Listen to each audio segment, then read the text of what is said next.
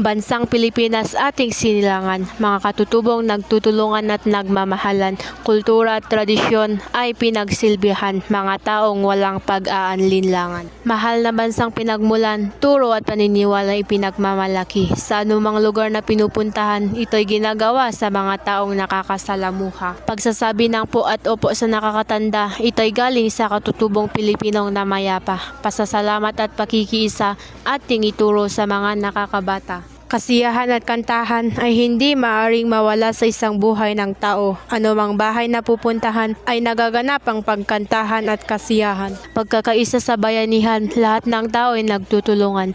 Pagkatapos ng gawa ay sila'y magmameriendahan. Kanilang ipapasalamat ang mga katutubong pinagkalooban.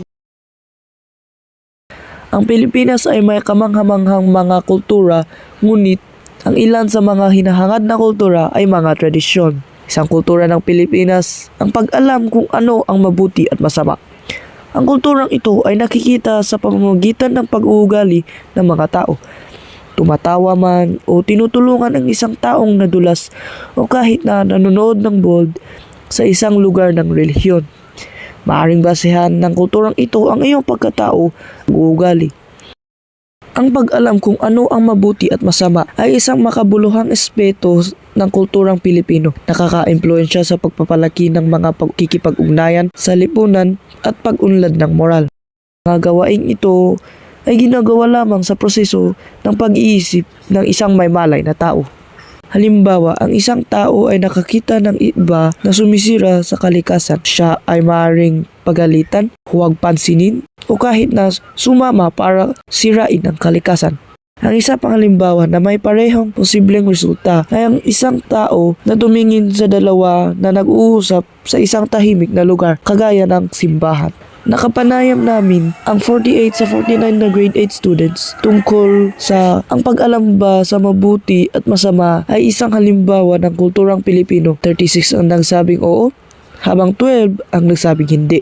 Ibibigay namin ang isang pie graph na may 75% berde at 25% pula. Sa mas madaling salita, 1/4 ang nagsabing hindi, habang 3/4 ang nagsabi na oo. Ang pag-alam ng mabuti at masama ay bahagi ng kultura Pilipino. Ang pag-alam kung ano ang mabuti at masama ay maaaring makaapekto sa iyong mental at physical na kagalingan. Ang poster slogan na ito ay nagpapakita ng pananampalataya, pakikipagkapwa, pangangalaga sa kalikasan at pagpapahalaga sa pamilya. Mahalaga ang lahat ng mga ito sa ating pang-araw-araw na buhay, kaya kailangan nating pahalagahan, pangalagaan at mahalin ang mga ito. Sa ating buhay ngayon ay kailangan nating alagaan ang ating sarili, pamilya at kalikasan. Tayo rin ay pumunta sa simbahan para manampalataya sa Diyos. Ay nagpapakita ng pagpapahalaga sa emosyon natin at ang iba din. Nagpapakita rin ng pag-aalaga ng pamilya sa loob ng bahay. Ipinapakita rin ang pagpapahalaga ng kapwa-tao, ang pananampalataya sa Diyos na kung saan ay ang Diyos ang nagbibigay ng pagmamahal sa atin at ng kalikasan. Kailangan rin nating pumunta sa simbahan para makinig sa salita ng Diyos, lalo na kung tayo ay isang Kristiyano. At tayo rin ay makipagkapwa-tao sa mga taong ating nakakasalamuha at nakikita.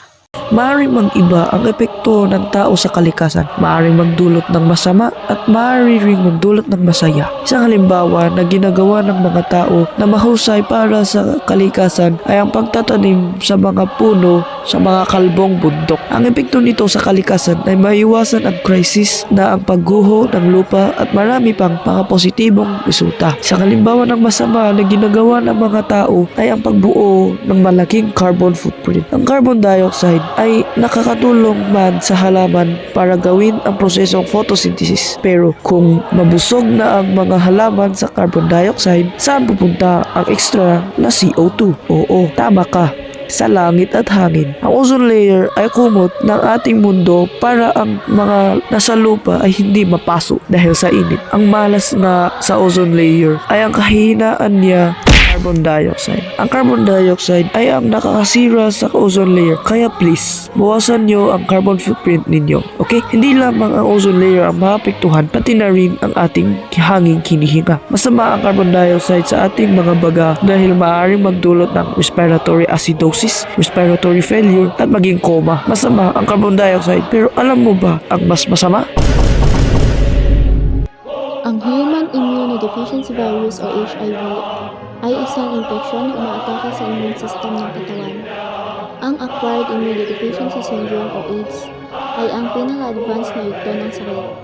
Target ng HIV ang mga puting selula ng dugo sa katawan na nagpapahina sa immune system. Dahil dito, mas madaling magkasakit tulad ng tuberculosis, infeksyon at ang ilang uri ng cancer. Kumakalat ang HIV sa pamamagitan ng mga body fluid ng isang taong infected, kabilang ang dugo, gatas ng ina, semilya at vagina fluid. Ayon kay Dr. Babiling Agagon, ang pinakamahusay na paraan upang maiwasan ang human immunodeficiency virus ay ang pag-iwas sa unprotected sexual contact at pagkakaroon ng maraming sexual. HIV ay hindi bakterya, sa halip ay virus.